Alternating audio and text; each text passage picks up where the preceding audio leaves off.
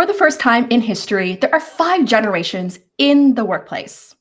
According to a recent study by LinkedIn, 89% of professionals believe that a multi generational workforce relates to the success of a business. As we continue to evolve the way we work, does age really matter? Or are skills and expertise more important than ever to stay competitive and stand out? Workplace culture is shifting, and building productive relationships with all generations is essential to your career success. How prepared are you to thrive and work with all generations effectively? If you're wondering how to thrive in a multi generation workplace, then today's show is for you. Hello and welcome to the Dare to Differentiate show. The purpose of the show is to help you own your voice, value, and visibility with confidence. Whether you're tuning in live or watching the replay, I am so delighted that you're here. Comment to let us know, where are you tuning in from? And which generation are you from? I'm at the beginning of Gen Y, but I also really relate to being at the tail end of Gen X. And that's probably because when I moved here to Canada all by myself when I was 16, I had my 3 younger siblings to look after. So welcome, welcome, welcome. We have a great audience joining us here. If you're new, type in new. If you've been a big supporter of mine, type in big fan. Awesome. I'm your host, Diana YK Chan, LinkedIn top voice and founder of My Markability, where I help you stand out, get hired, and earn more. If you need help with career transition and job search, book a consultation call with me. All right. And if we haven't been connected yet, make sure you follow me on LinkedIn or on YouTube and on my Instagram. All right, today's show is an exciting one as I have best-selling author of 4 books, Lindsey Pollak, on the show today to talk about how to thrive in a multi-generational workplace. Today's agenda that we're going to invite Lindsey to talk about a little bit about her career story. We're also going to share with you some practical tips and advice on thriving in a multi-generation workplace. In particular, we're going to discuss what is a multi-generation workplace. What are the challenges and benefits of a multi-generation workplace? What are the characteristics of each generation? What are the biggest misconceptions? How to adapt your communication style to a multi-generation workplace? How to thrive in a multi-generation workplace? How to future-proof your career? And what skills are essential?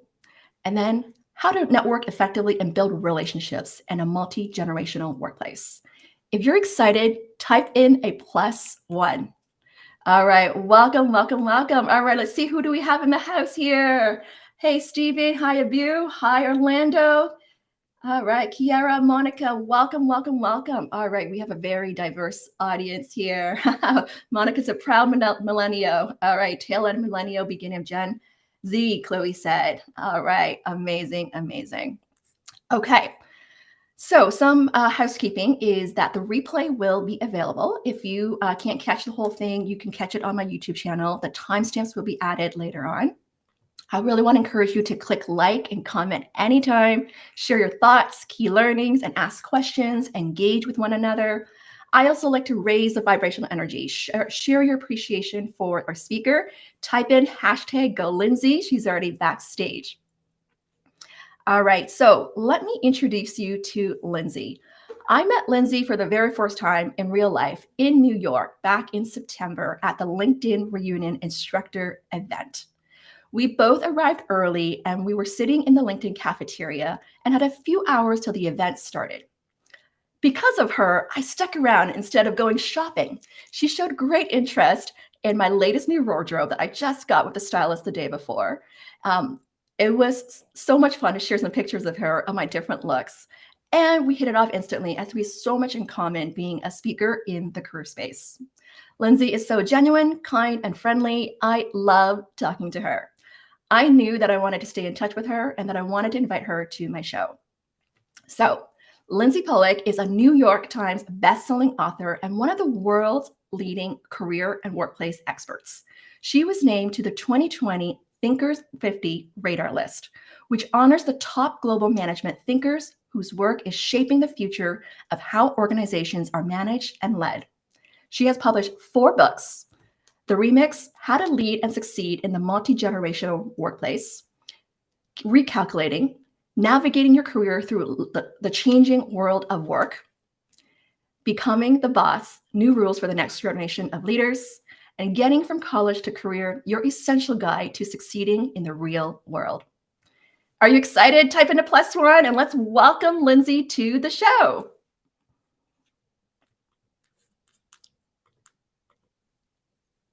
Hi, that was such a lovely introduction, Diana. Thank you. I'm so glad to have you on my show, that we finally got reconnected again after a couple months here.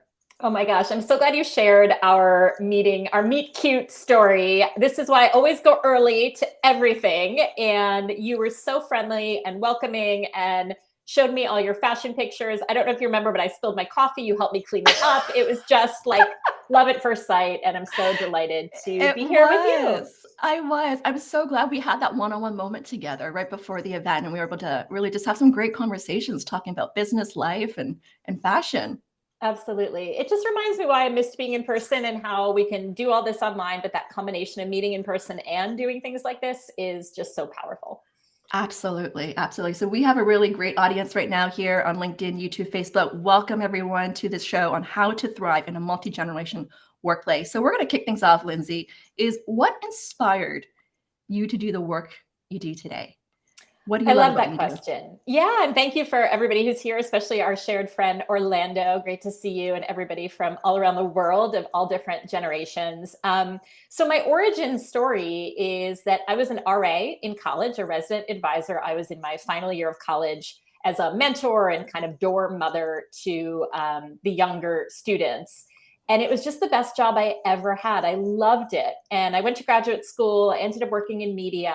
But I always went back to that feeling of mentoring and guiding. And when the magazine that I was working for went bankrupt, I started my own business, writing a blog and giving speeches on how to get your first job out of college. I kind of went back to that feeling. I wrote my first book, Getting from College to Career. And for 6 years, I was a campus spokesperson for LinkedIn. So I went around to colleges and taught students how to use LinkedIn. And I absolutely loved that. I think my mission is really to take hard lessons I've learned and share them with people who haven't been through it, make their path a little easier. And I did that for about 10 years. And what happened is I started getting older, and that younger generation of college graduates started to get older into the workforce. Some people had called me a millennial expert. And I started to realize that there were different challenges as we evolve in our careers. And while a lot of people had really focused on the millennial generation, I'm a Gen Xer, but I was really kind of dealing mostly with millennials. As they were getting older, I started to get questions from my readers and from people who attended my workshops and courses saying, well, what about Gen Xers? What about baby boomers? What about this new Generation Z? And I started to just deep dive into not just what makes people succeed from college to career, but all through the cycle. And it just happened to coincide with the fact that we are in the most multi-generational workforce in history. And so I kind of found my way to my niche, and I love it. And I'm so glad that you're excited to talk about it, and everyone here today as well. I love that. Thank you for sharing about that origin story. And I can relate. I was an off-campus Don in university, which is similar to an RA role, where I had over 100 first-year students that I mentored, welcomed, particularly international students, because I could really relate to those challenges. And I really enjoyed working with them. And when I started my business, I actually worked with a lot of new grads and younger folks there. And then the last several years, I've also grown as well to working with more senior level of professionals there. So tell us a little bit about your book, The Remix. What inspired you to write it? Well, first, I see a friend, Mike Summers from Lafayette College in the audience. So glad everyone is here meeting Diana and learning about her work as well. Thank you for joining. So The Remix came out in 2019, and it was really kind of my evolution from mostly dealing with millennials in the workplace. And that's the generation born about 1981, 82 to 1996. So they're in their late 20s to early 40s today. And people had asked all these questions about the generations. And what I realized is you can't focus on just one cohort if you want to be successful. And I was dealing with change and mixing. And I've always believed it's not about one generation being right or wrong, good or bad, better or worse. It's about the mix. And I always talk about the mix. And that sort of led me to this word remix. And for those of us who follow music at all, you know the term remix from music. And when I came up with that word, I'm not a music expert in any way. So I started speaking to music producers and DJs and musicians. And this one DJ said something that really solidified this as the title of the book. She said, when she DJs a wedding, which is a very multi-generational event, and the dance floor is empty, she said, I always play a remix because the older people at the wedding know the older part of the remix, the classic song, and the younger people know the remixed modern version. And a remix doesn't take the old and throw it out in favor of the new. It says, this is a great song. Let's include it. Let's modernize it. And she said, I play a remix to make everybody feel included. And that was really the goal of the book, which was how do we make career decisions, workplace decisions, leadership decisions, employee benefit decisions, hybrid work decisions that are not for one generation or another, but make everybody feel that they're included. And that's really become my mission. I love that. That's such a great story. I'm actually curious to hear from the audience, like, what's your favorite wedding song that will get you onto the dance floor? And that would be maybe a clue of the generation we're from. I love that. Do you have a favorite song? Do you have a favorite song, Lindsey, that would get you dancing? Oh my gosh. Favorite dance song. So, Oh, What a Night was at my college, the song they played at the end of the night to get everybody on the dance floor. Oh, what a night. So to me, that always gets me on the dance floor, and I'm not able to sit down when they play that song. Oh, I love that. I love a lot of I love the songs from Bruno Mars because those were the songs that I had from my wedding, Marry You. Yeah, I love Bruno Mars songs. So type in the favorite song that you had. It would get you dancing on the dance floor. I love that there. So I have a personal question here, Lindsey. You've written 4 books. As an aspiring author myself, like, what's your best advice on writing a best-selling book? So I'm kind of weird in that I like long form writing. I would rather write a book than a tweet. I just really enjoy like digging into something and doing it. And so my first advice on writing a book is if you want to do it, do it. It's the best feeling. It's such an accomplishment. Anyone can do it. And it's about breaking it down into small steps, which I think is kind of the way I try to approach everything, which is don't think about writing a book.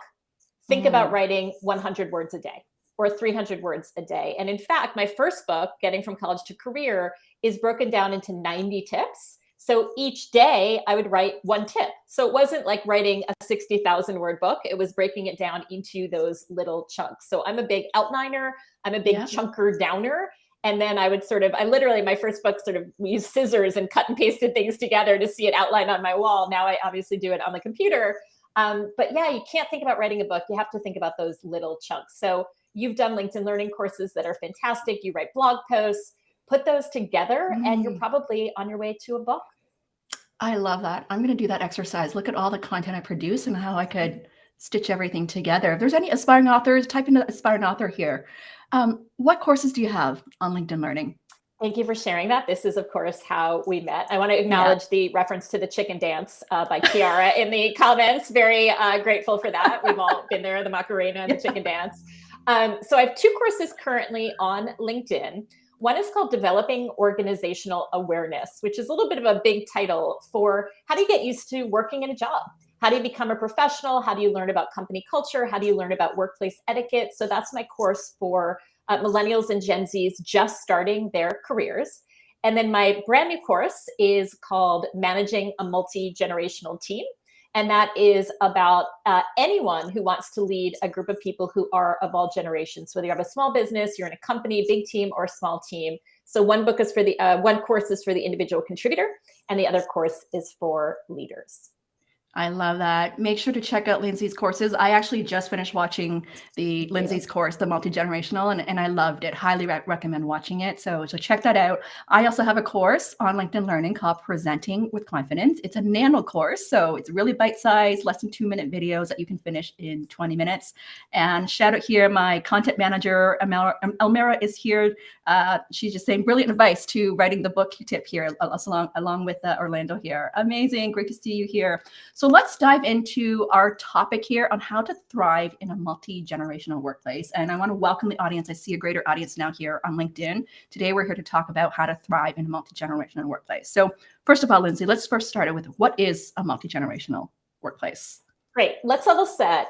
First of all, one of the reasons I love the topic of generations is everybody is an expert because we are all part of families in one way or another. And a family is multi-generational. Great grandparents, grandparents, parents, children, grandchildren, great grandchildren. That's a concept of generations. So most generations are about 15 to 18 years long, which is when the youngest member of a generation has a child, right? So it creates that next cohort of people. So this is a global concept. We use different words in different cultures. So I'll give you the North American terminology, although it has become a little bit more global as the internet has grown. So in North America, particularly United States, where I'm based, you have the traditionalist or World War II generation, sometimes called the greatest generation. They're over 77 years old, still about 3% of the workplace, many still working. The president of the United States is a member of that generation. Then you have the baby boomers born between 1946 and 1964, largest generation ever born into the United States before or since, still an enormous cohort. They're in about their later 50s to mid 70s. Then you have my generation and some of you watching, which is Gen X. We were quite a small generation born after the boomers from about 1965 to 1980 in our 40s and early 50s. Then you have millennials, who are another big generation, not quite as big as the boomers, but many are children of baby boomers, also known as Gen Y. So millennial and Gen Y mean the same thing.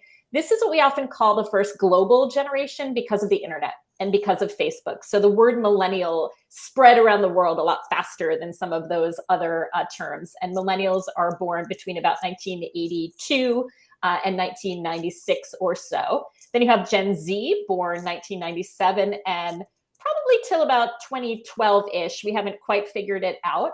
And some of you might realize people are still born, even though we've gotten to the end of the alphabet in our generation names. Weren't very smart to start with Gen X. So they have decided to name that next generation kids, maybe 9 years old or so and younger, Gen Alpha. But like you, Diana, a lot of people feel like those big groups don't really fit. And so one of the terms I'm hearing a lot lately is the term Zennial, like Xennial, which is someone like you who said, I kind of have 1 foot in X, 1 foot in millennial. There's some people who are younger boomers who feel that. Some people are younger. So I think we're kind of getting to the stage where those big groups maybe are going to run their course. And people feel like times change so quickly that the generations are not as relevant. So to me, in a workplace context, what I like to teach in the book and in my workshops and in my LinkedIn Learning course, I'm more interested in the year you joined the workplace, right? So what was going on in that moment? For me, it was the late 1990s. So it was the rise of email. It was the rise of Silicon Valley. That very much informs how I work and how I was taught to work. Whereas somebody who joined the workplace in the middle of COVID lockdowns in 2020 is going to have a very specific view of the workplace. So there's the year you were born, but then I'm also really interested in the time in which someone started work and how that informs how they see the world. Oh, I love that. Audience, type in the comment what year you entered the workforce. Yes, I love that. I entered the workforce in 2004. That was the year that I entered the workforce there. So what are the challenges and benefits of a multi-generational workplace? So one of the challenges is that we come in with different expectations. So I like to think of it, Diana, and I love this because we're from different countries and you were born in a different country. It's a lot to me like those regional differences. If I were going to go do business in Japan or France, I know myself, I know my topic, but I would also understand that there are some cultural differences. There's a different language, there's different etiquette. And it's not good or bad, right or wrong. It's just different. And so to me, if you entered the workforce in the 1980s, you're going to have some different expectations and different ways of communicating than someone who entered the workforce in 2021. And it's not good or bad, better or worse. It's just different. And so, for example, where this comes out is I might say, Diana, get in touch with our client. And you might text our client because that's normal and comfortable to you. And I might say, but I meant for you to call her. And you say, but you didn't tell me that. And so we come in with these expectations of what, quote, common sense is, and that leads to a challenge. The opportunity is that now instead of having one way of doing something, calling, you've now added a whole different opportunity that maybe some of our clients like texting. And now we have this broader toolkit of ways to get in touch with people. So to me, the challenge and the opportunity are both the same, which is we see things differently. And I think generational differences are like any form of diversity. They make us stronger. They give us more opportunity. They give us more options. They widen the lens for all of us. But that also means we have to be a little bit more deliberate about understanding that we all see the world a little bit differently. But I am absolutely pro-generational diversity. All of the statistics show that the more generationally diverse the organization and the team, the more successful they are. But we do have to adapt a little bit for the fact that we all are seeing things from a different perspective. Does that make sense to you? Yeah, absolutely. I love that. I love that people are joining the conversation right now. So this is a very interesting discussion that we're having. So absolutely. I love that shift in perspective of when we enter the workforce, because I especially love the example you gave, the difference between the expectation of communicating through text versus email or picking up a phone call. Right? It's so different in terms of I'm curious, like, if there anyone has a preference of, are you like to text, or you like to make a phone call, or you email person? For me, I actually like picking up the phone. I like to talk to people, hear their voice, hear that, like how they're feeling. But I know it's convenient to text or to send an email there. Well, you just described one of the tips in the Remix and in the LinkedIn Learning course, which is ask people what their preference is. Don't make an assumption. Because if you're my client or if you're my boss, I'm going to communicate with you much better if I choose the method you like. Let's say I want to ask you for business or I want to ask you for a promotion.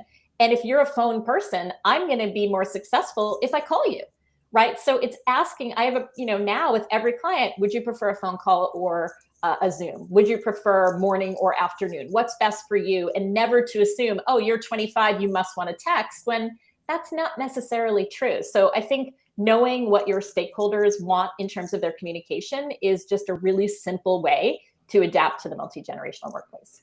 Great advice. Someone type in the comment, ask for people's communication preference. Right? That's going to make it more effective in communication. It was interesting. Sometimes my clients would email me for feedback for, let's say, their resume or their profile. I actually would record a voice note or a Loom of my feedback, because I find it more effective and easier for me to provide the feedback than writing a long email.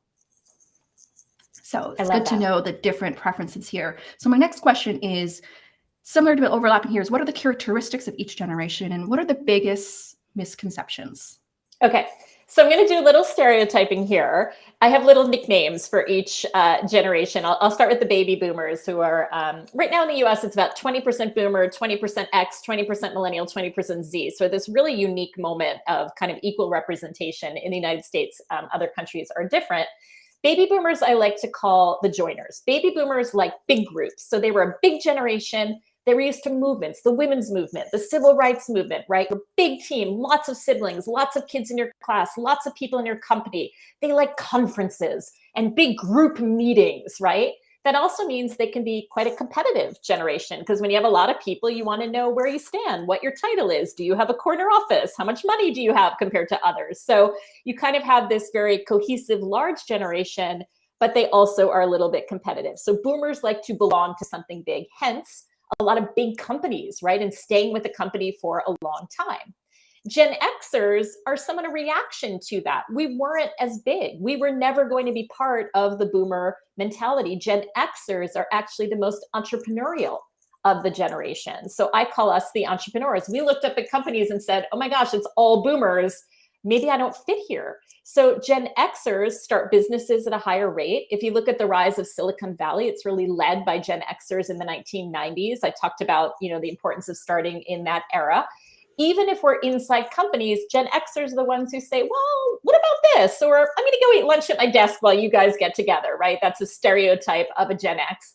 I also think we are the translators, because we had to be really good at speaking boomer, but we also had to adapt to the millennials. So I think Gen Xers can be very adaptable. Millennials, I think, are what I like to call the performers. So millennials came into an era where they're a big group, but they now had two places they had to join and be included: the real world and the internet. So when you grow up with something like the rise of Facebook, suddenly it's not just how you are in person at work, it's how you represent that in the virtual environment. And so I think millennials always have this dual thing of what am I doing and then how does it look? And I don't mean that from a, sort of bad way. I mean it from the way that you now have two environments in which you have to succeed. And I think there are positives to that. They can join groups online and feel very included, but there's also some negatives of worrying what everybody else is doing, worrying about the fear of missing out, all of that. And then I think Gen Zs, I like to call the individuals. I've had a lot of Gen Zs who looked at the millennials with all this pressure to join, looked at the boomers, looked at the Xers and said, I just want to be myself, right? So if you look at something like TikTok, it is totally designed for you as an individual, right? Your TikTok is different than somebody else's TikTok. I had a Gen Z say to me, I have 4 careers, right? I do this on the side. I have my job. I do that. Everything is customized and personalized. So these are stereotypes, but I think each one has some positives and negatives. And it's very much based on the world you were born into. It doesn't mean it's good or bad, right or wrong. It's when the world was presented to you in a certain way. Here is the internet, right? You accustom yourself or customize yourself to what that means. So again, I hate stereotyping, but I think when you look at the context of each generation, that's how I would describe it. And I would love fighting or agreement or disagreement from the audience because it's very hard to take tens of millions of people and describe them. Oh, for sure. Like I would love to hear from the audience. Like, what do you feel like are some stereotypes or even just the challenges that you faced, entering the workforce? Like, I think it'd be great to have that discussion there. And I love in your course, you talk about these differences to paint the picture, but really having the message that it's important to understand the differences and how we can best adapt our communication style accordingly to thrive. All right. So we'd love to hear from the audience here, what questions you have for us. This is a really engaging discussion. So on to the next question is how to really adapt your communication style to a multi-generational workplace, how to communicate inclusively and effectively. 2 really big overarching thoughts. One we've sort of already talked about, which is communicate about how you communicate. Never make an assumption. Oh, I'm speaking to a group of college kids, so I should just be on a screen because they love their screens. Well, not all of them do, right? So number 1 is to say, what is the best way that you like to communicate? I think as an employee, asking your boss or asking the people you work for or your clients, how do you prefer to communicate is a really smart strategy. If you are a leader of other people, I think it's an act of generosity to tell people who work for you, this is the best way to get in touch with me.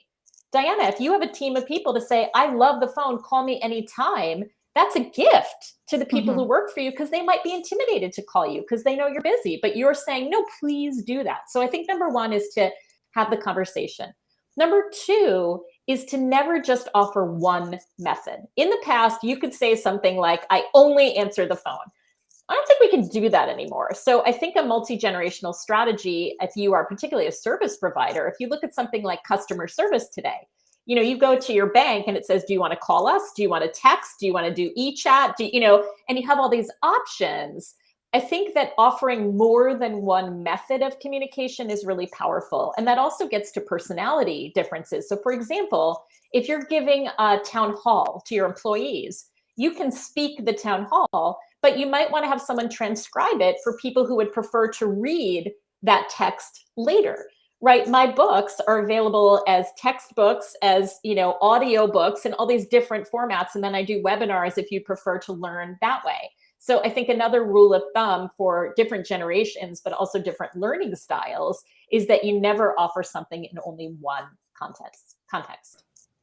Yeah, that is great advice to have different modes of communication. It's interesting as I hear this and watching your course is that, and when I think about it as a content creator, I have the long form live streams like this, but I also like to create the short 1 minute, 30-second type of videos on mobile, depending on different preferences. But I also like to create text-based only carousel posts that has text for those who don't want to watch the video. So it's really adapting to different types of preferences of communication styles here. So let's look at the comments here, Lindsey, of what people are saying. Candace made a comment here, laughing at the stereotype as when I coach my sons, they make comments like that. It's such a baby boomer perspective. Kiara shared that some stereotypes I don't agree with is that Gen Z is lazy. We are just trying to adapt like everyone else did. Yes, that's a good one.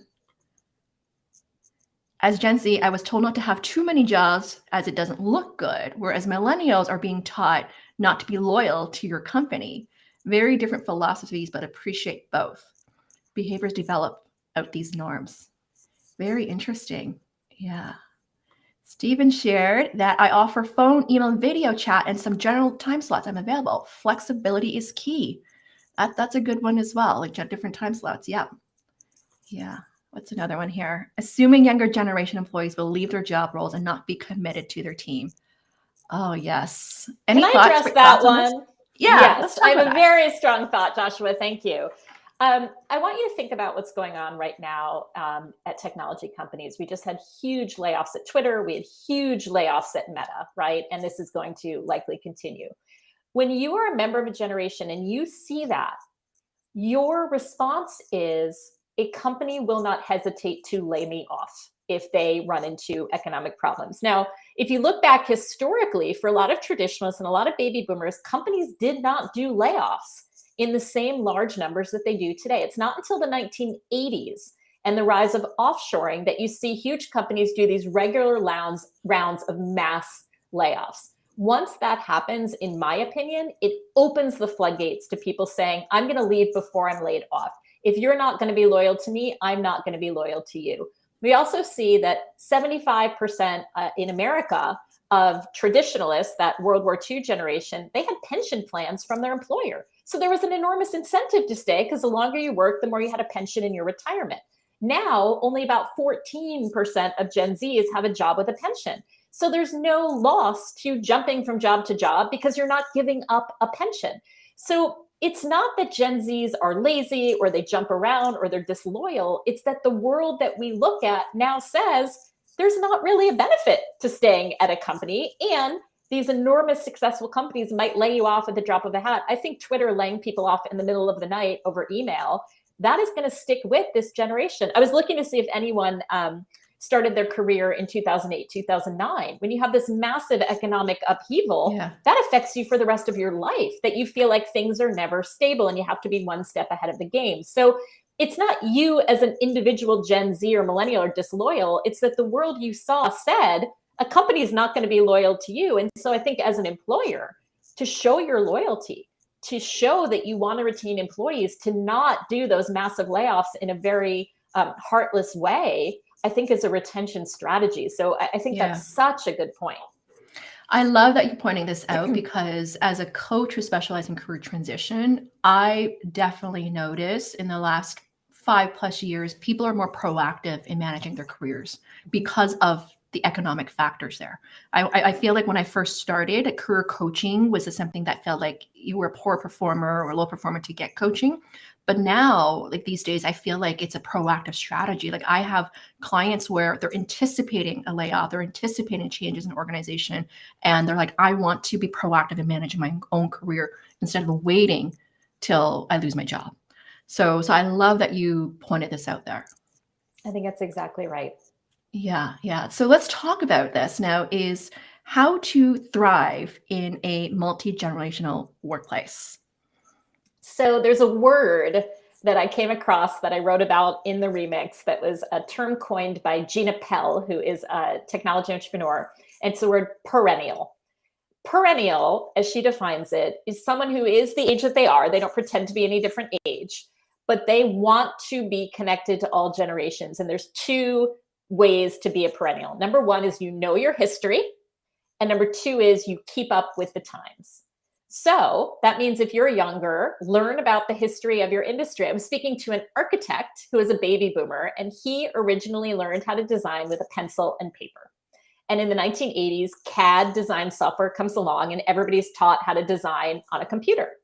And he said, of course I design with CAD, but I also know how to do it in pencil. And there are times when that is valuable.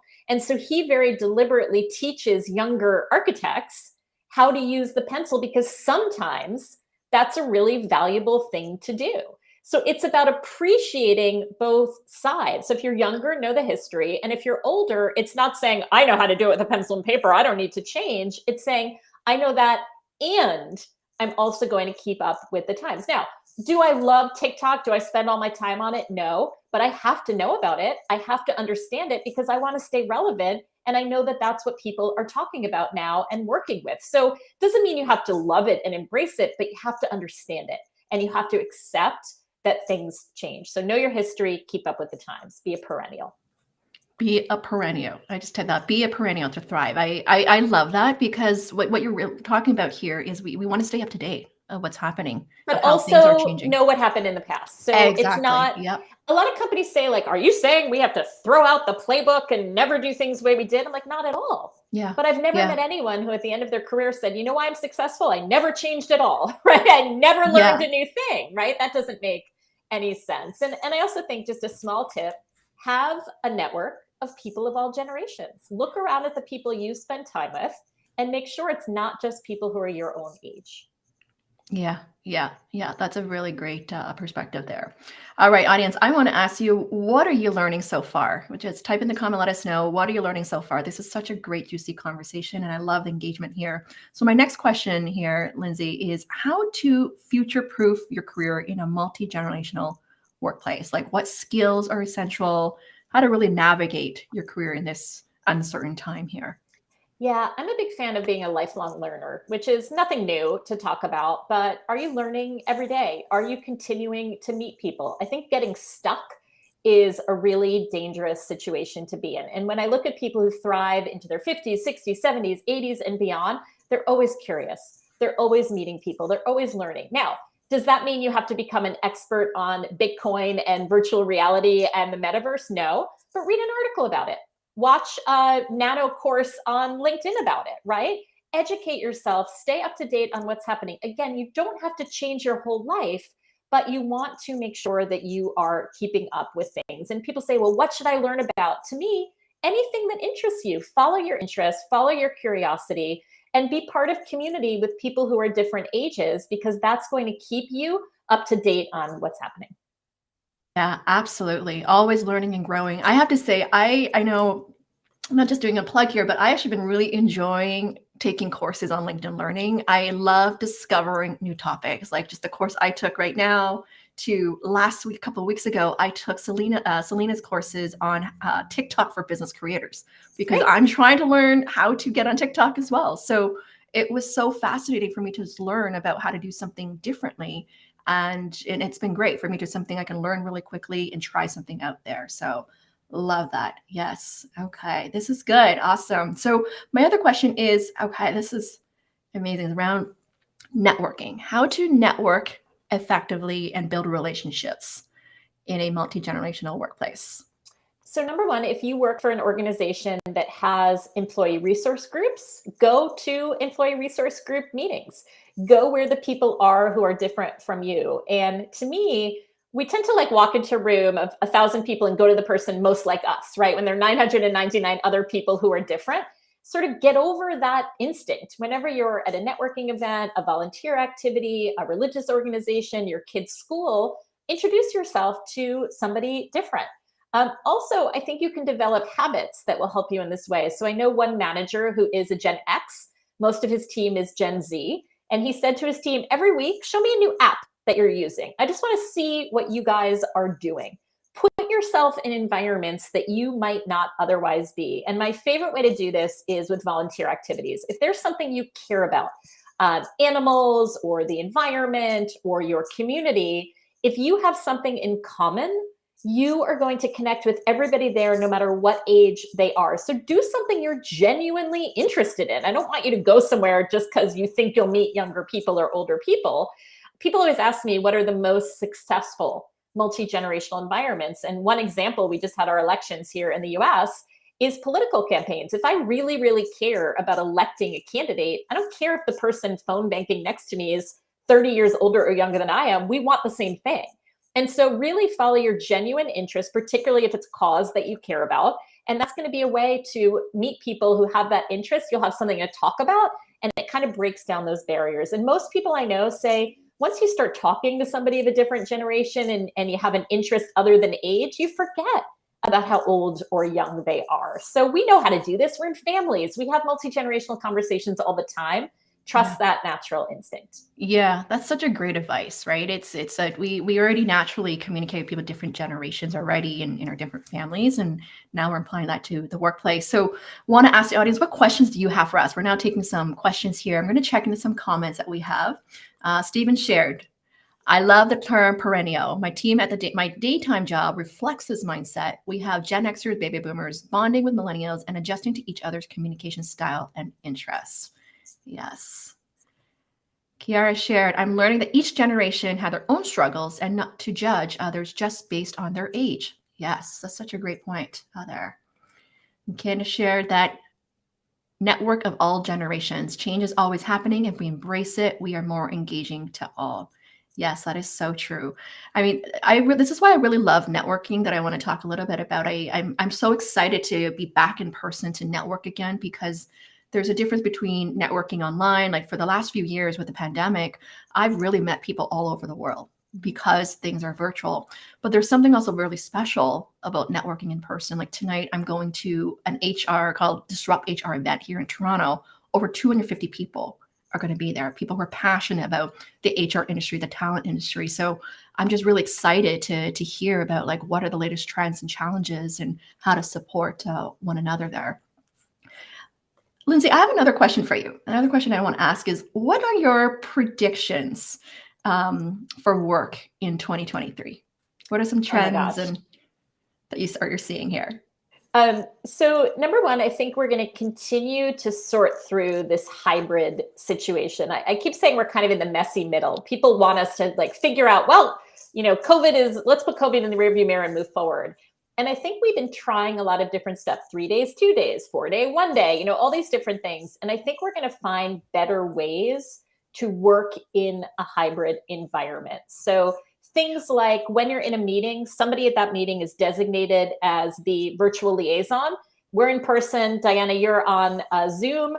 I'm going to be the person who says, Diana, let's make sure we hear your thoughts. So I think we're going to kind of systematize ways of working in hybrid that we hadn't before, where it was kind of free for all. So I think that that's really important. Another thing I would say is if we start to see any kind of recessionary period, as a lot of people think that we might be, I think that people are going to kind of settle into where they are, and companies are going to have to get really serious about the role of the manager. I think we're going to continue to see this talk about how to be a good manager in person, in a hybrid environment to all generations, because I think managers got a lot more conscious of their role when people were not in person. And I'm seeing a lot more manager training, manager development, attention to that group of people who are really on the front lines. And I think particularly if we see some retrenchment in the workforce and people really doubling down, there's going to be a lot of pressure on managers to help guide people. The third thing I will say is mental health. I think is going to continue to be a huge theme, which is everybody had a different pandemic. Everybody's been through a different situation over the past couple of years. And we're going to need to support that a lot. And it doesn't mean that every manager has to be a therapist, but I think people are realizing they have to know where to refer people. They have to be on the lookout for somebody who's struggling. And I think this is a real positive that we realize, just like physical health, we have to be attuned to the mental health of the people that we work with. And I think that having less stigma and being more in the conversation is a really, really positive development, but certainly be on the lookout for that to continue. Oh, such great ones. I love that. I would say too, I mean, if I look at what's been happening, right? This year, there's been so many layoffs. And then last year, you hear a lot of people quitting. I think there's just a lot of change management to be done there. I think even right now, especially those who still have a job, I think one of the challenges that companies face with is how do I retain the talent? How to retain the top talent here. So there's going to be a lot of things to work on. So let me see what else is in the comment. This is great. I love this discussion. I learned so much. What is that? Orlando shared here. Yeah, a multi-generational workplace helps foster multi-generation solutions and ideas for the future of work.